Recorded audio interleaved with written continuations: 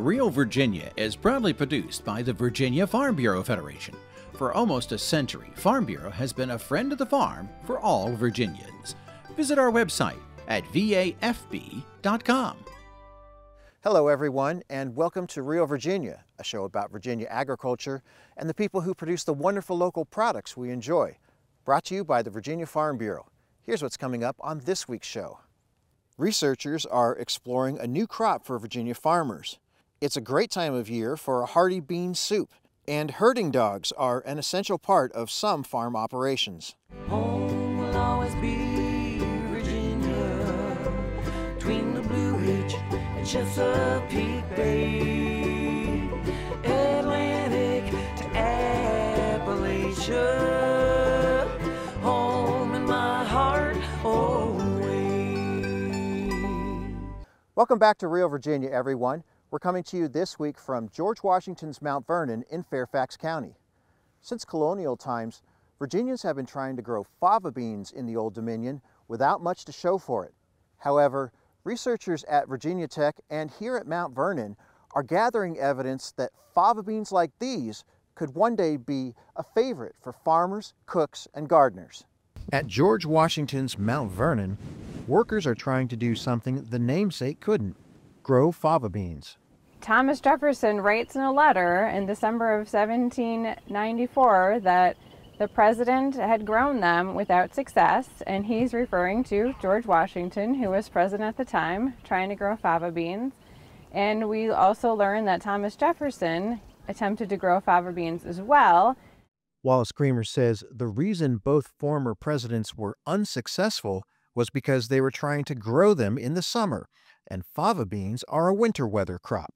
Fava beans eventually caught on in the New Republic, well enough to be included in the first American cookbook by Amelia Simmons, published in 1796. It was called American Cookery, and in there she talks about fava beans, and she discusses specifically the two different types. So the Windsor, which she refers to as the broad bean, fava, and then the horse bean, which is a much smaller type and was typically used as a livestock food. Fava beans fell out of favor in the 1800s, replaced in large part by the lima bean.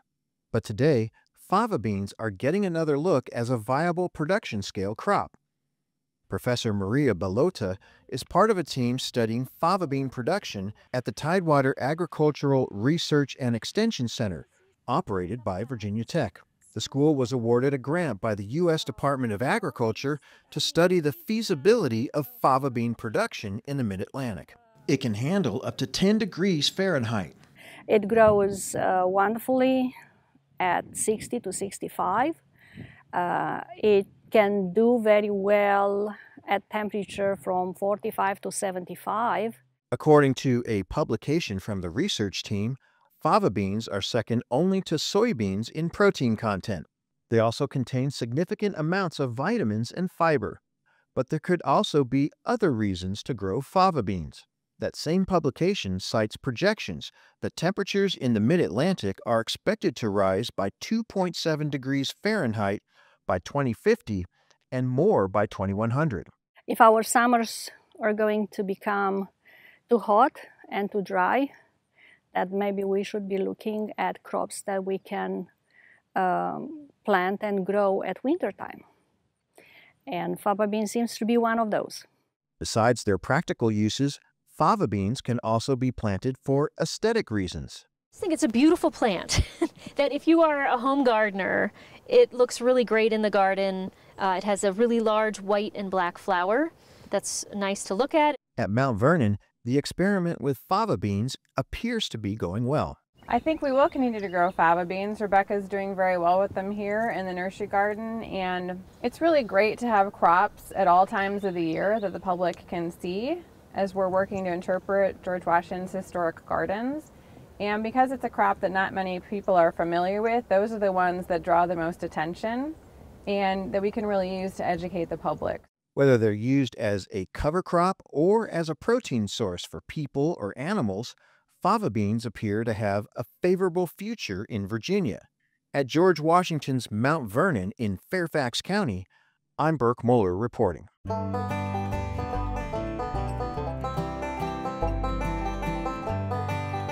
The American farm economy has been the envy of the world for decades, in part due to government-sponsored research into improving crop yields, preventing disease and insect losses, and better protecting the environment. The U.S. Department of Agriculture and a national network of colleges focused on agriculture studies were created in the 1860s. 70 years later, the USDA expanded many of its programs to better assist farmers in preserving soil and protecting the environment. All farmers and farm programs benefit from the research conducted by these agriculture programs, and most of that information has been disseminated to farmers through the Cooperative Extension Service. Hi, I'm Ed Olson from The Ground Up. Today we're going to be talking about seed exchanges or distributions. Stay with us.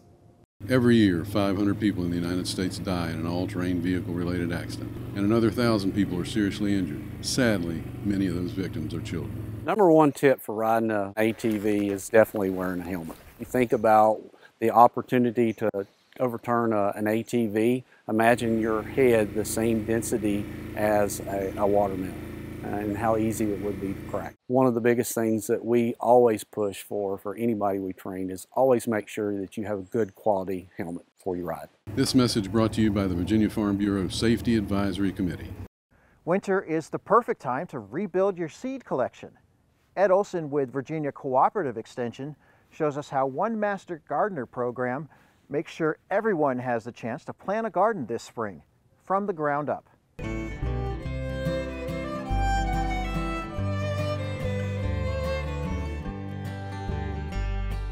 Hi, my name is Ed Olson, and I am the Virginia Extension Master Gardener Program Director.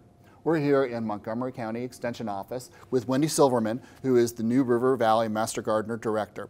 Wendy, tell us about everything we've got on the table here.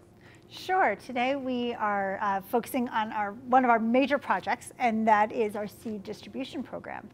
These are all year-old seed. We get them from big box stores in the area as well as other seed companies. These are all 2024 seed, and they're no longer able to sell them. So we are able to get them, and we reorganize all of the seeds, and then we give them to school gardens, community gardens, garden clubs, and other nonprofits. And they give us their order, we fill it, we get it out to them just in time for spring gardening. I try to get them out by the end of February. So Wendy, tell me how you go from a big pile like this to all these organized slots of seeds. Sure, we have a big seed sorting party with lots of master gardeners. We had 38 of them this past week, sorting seeds all day and getting them from boxes of mixed seeds to organized rows of varieties. So Wendy, why would your master gardeners be so invested in putting all this time and effort into this program? One of the big points of master gardening is to teach others to grow. Grow flowers, grow shrubs, and also grow lots of gardens, and especially vegetables. And this way we can encourage them saying, try a variety or two. Contact us if you have any questions. We will help you. We will help you troubleshoot if you have insect or disease problems. And that way we can get the knowledge from that university to the public and having them take that knowledge and be able to grow food for their own families. So earlier you said these were expired seeds. So are these seeds good? They are. When we say expired, that means that the germination rate has gone down. Therefore, what would be the current years might be about 95%, 85 to 95% germination rate. These might be 65 to 75% germination rate. That means we encourage everyone who gets our seeds that are year-old to double seed. So if it says 1 seed for every 3 inches, do 2 seeds every 3 inches in your garden. So how, I know in several units, other units, they do seed giveaways or distributions. How do you handle it here in Montgomery County in the New River Valley? So for the homeowner, we have these baskets of free seeds saying take 1 or 2 packets of seeds per person, and that is at our plant clinics. Plant clinics are information tables that we have at different farmers markets, fairs, festivals, and events throughout the New River Valley. We serve a 4-county area. And we will always have baskets of seeds at our table and encourage people to take them and to ask us questions about gardening. Wendy, what other types of programs are there? Sure. With our seed giveaway, we encourage people to go and try new seeds and then go purchase others. So that's the one step. And go to your ag businesses and patronize them and try to grow more different varieties. Another version would be a seed swap, where people bring their prized vegetable seeds or other seeds of plants that they really enjoy and want to share that with other community members. And they'll say, you know, put them in a small envelope and take some of these home and do it that way. And we've had both types of programs. In fact, we'll be doing a seed swap in the end of January. There'll be also one probably in May in Pulaski, along with a plant exchange there as well. Wendy, thank you so much for sharing this information with us about your seed distribution program. For more information about seed distribution programs, contact your local extension office and talk to a master gardener. For From the Ground Up, I'm Ed Olson. See you later. From the Ground Up is presented with the generous advice and assistance of Virginia Cooperative Extension. Visit their website at ext.vt.edu. Hi, I'm Chef Tammy Brawley from the Green Kitchen. Coming up on Heart of the Home, fava bean soup. We hope you'll stay with us. Farming is a rewarding way of life, but it can also be full of challenges. If you or someone you know is struggling, call or text the AgriStress helpline at 833-897-2473. It offers 24/7 access to professionals who can support someone in need and help find mental health services in your community. Please make the call, because healthy farms depend on healthy farm families. That's 833-897-2474. Chilly temperatures call for a hearty soup recipe. Chef Tammy Brawley has just the ticket from the heart of the home.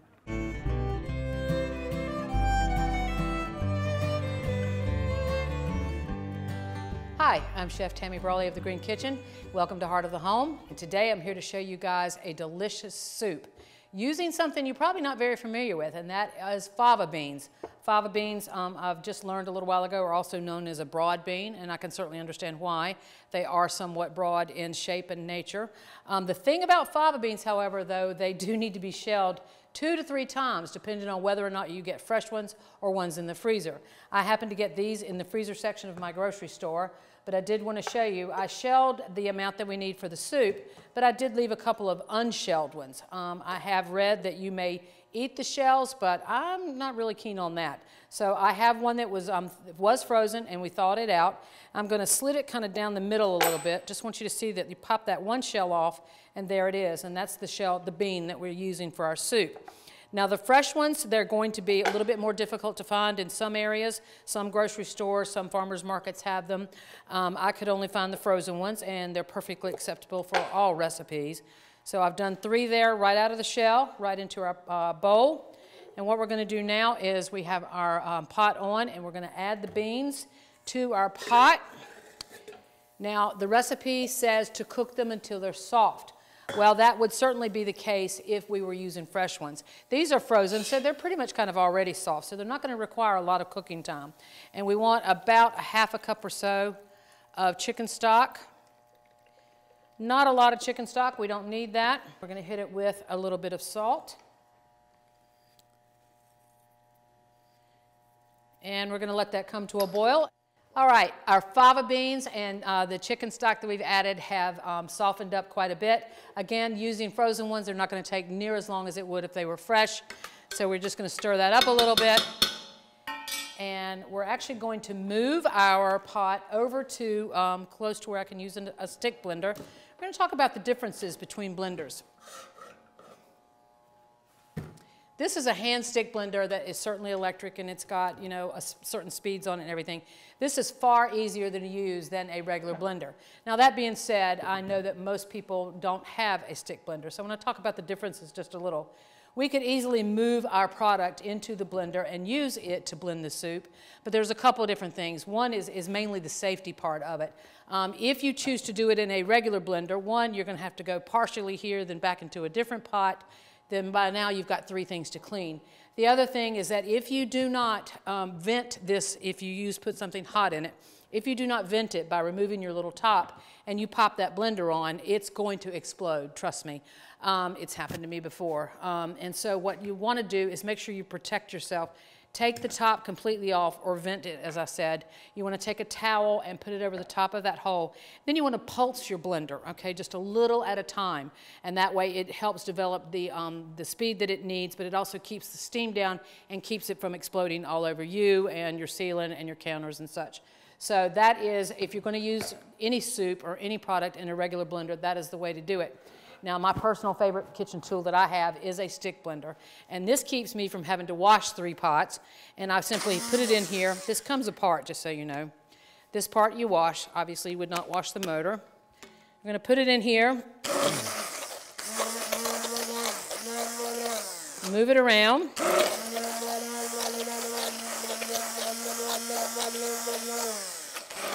Now, what I'm finding here doing this is that the fava beans are somewhat thick. I could have probably added, maybe should have, more chicken stock, but I know that I'm also getting ready to add heavy cream to this recipe.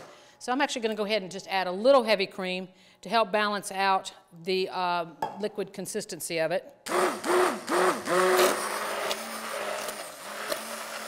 It's starting to blend quite nicely. You can pick it up and move it around. And I'm almost finished. You can see from the texture that it is just about done. I'm going to go ahead and add the remaining heavy cream that I had noted for the recipe.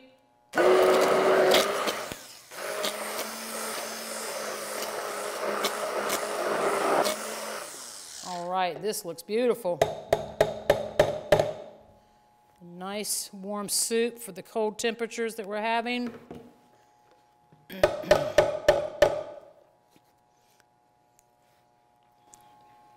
Oh, that's delicious. Goodness. Now I'm going to chop up some chives.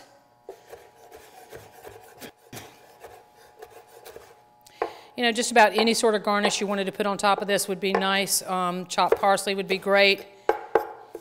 So we have a bowl here. We're going to take our soup.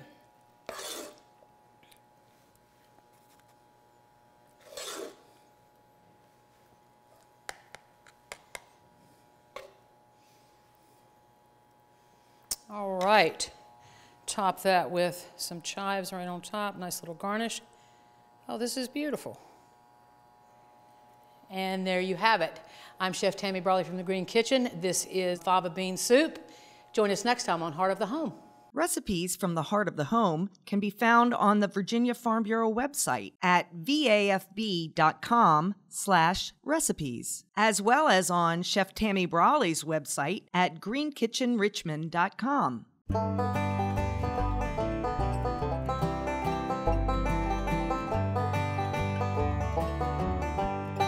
Whether for budget, health, or religious reasons, some Virginians prefer to consume their protein needs from sources other than meat. Dairy products and nuts are popular choices, but beans are among the most nutritious protein alternatives. Beans can be served cooked in salads or casseroles, processed into veggie burgers or hummus, or even ground into powder to add to liquid drinks. One reason they're so popular is their wide variety of sizes, tastes, and textures. Worldwide, there are approximately 400 different types of edible dry beans, and every human culture has developed delicious recipes for serving them. Dogs have been valuable friends and companions on the farm for centuries. Elijah Griles reports, even with modern machinery, a four-legged friend is still the best tool for the job. While sheep and cattle happily graze the rolling pastures of Virginia's Giles County, these working farm dogs are happy to help Nicole Stump with any type of task. I couldn't do what I do by myself most days because normally the ins and outs here every day, the day-to-day is just me. Without these dogs, they'd have to hire at least 1 or 2 more people. Stump works at Fantasy Farm, where she runs beef cattle and the owners raise merino sheep for wool. All these dogs can handle anything from a tiny 6-pound lamb.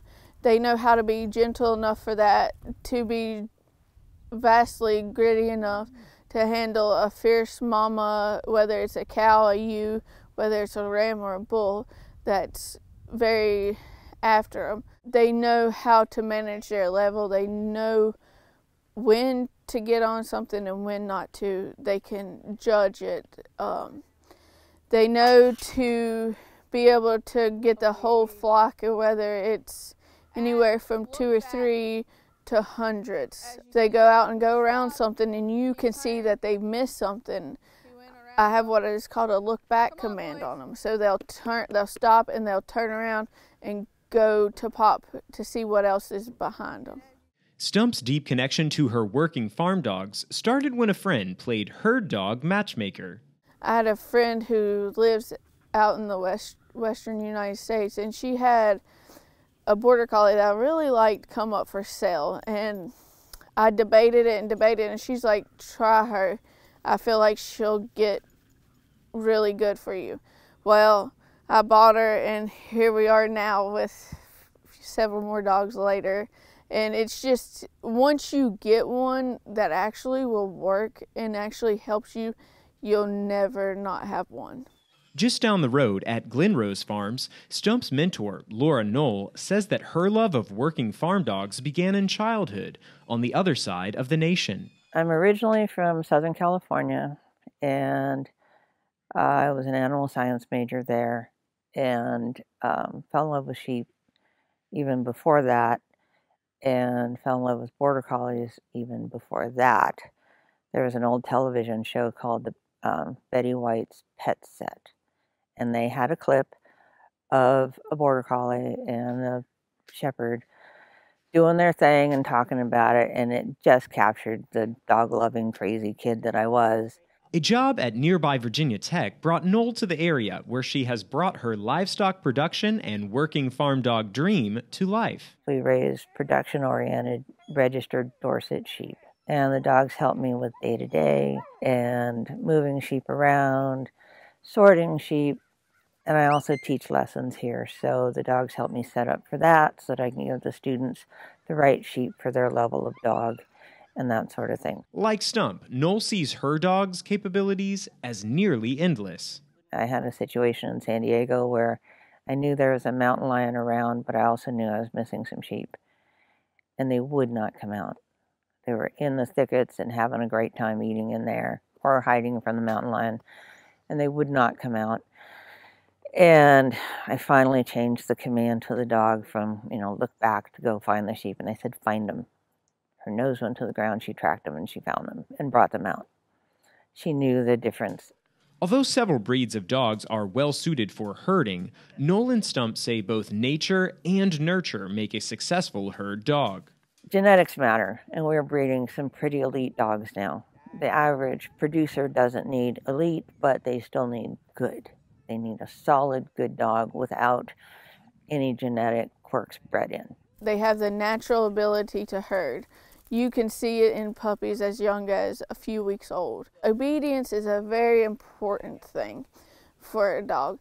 I get their obedience on them, and then I just let them have fun.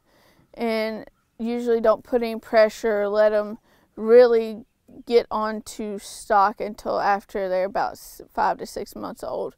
The ideal combination of genetics and training can create a lifelong companion and dependable farm partner. I need a dog that will work on the farm first, will work going and feeding every day, could work an 8-hour day, can go work on the sheep and then go work on the cattle and not have to be like, oh, I need a 30-minute break. Wants to go, go, go. And when these farm dogs get to have fun, maybe it's not really work for them after all. A lot of them will realize at a young age that the herding is what they want to do, is what is fun for them in life. And when that comes up, and it's just easy. It's easy, it makes it enjoyable. You have a fun time with it.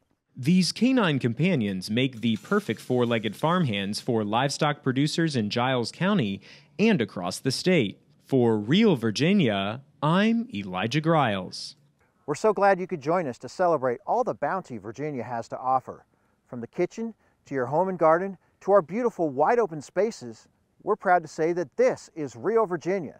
For everyone from the Virginia Farm Bureau, thanks for watching. Make it a great week.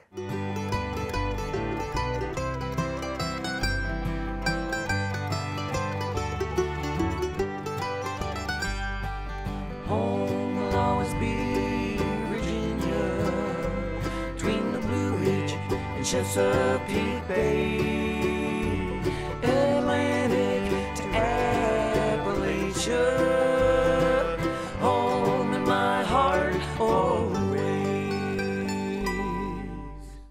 Farmers and ranchers are no strangers to planting seeds and looking to the future.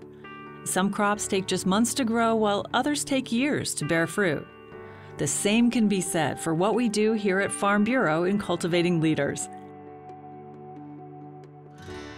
The Young Farmers and Ranchers program engages young farmers and ranchers between the ages of 18 and 35.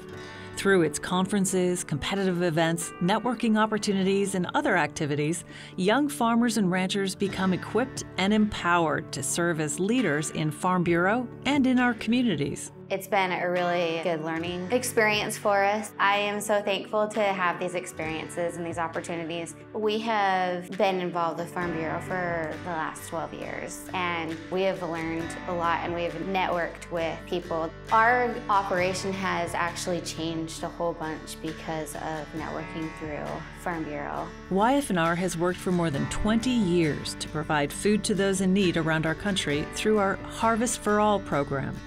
We've donated tens of millions of pounds of food and thousands of volunteer hours. These outreach efforts are helping to cultivate stronger, more resilient rural communities across our country. Farmers not only care about our land and our resources, but they also care about the people in our state and within our local communities. This is why this is such a priority for our people, and we really want to make sure that everybody has access to healthy, fresh food. Farm Bureau's strength depends on farmers and ranchers being fully engaged as volunteer leaders at the local, state, and national levels. We help young farmers and ranchers build the skills needed in a multitude of ways. Young Farmers and Ranchers program and the American Farm Bureau Federation has given us so many opportunities to prepare us, to help us be better public speakers, to help us network, to help us tell our story publicly and get more comfortable and confident with that. Competitive events provide an opportunity to recognize outstanding members. From our discussion meet to our Achievement Award and Excellence in Agriculture Award, we challenge participants to engage, analyze, and get involved. The Farm Bureau YF&R program opens the door for lifelong involvement as a leader in agriculture.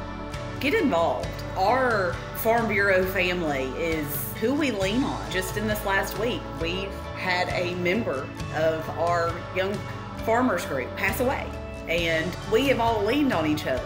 These people will become your family. These are your people that understand you. These are the people that are going to rally behind you when something happens. So if you're standing on the outside and you're not sure, get involved. Be there. Show up to a meeting.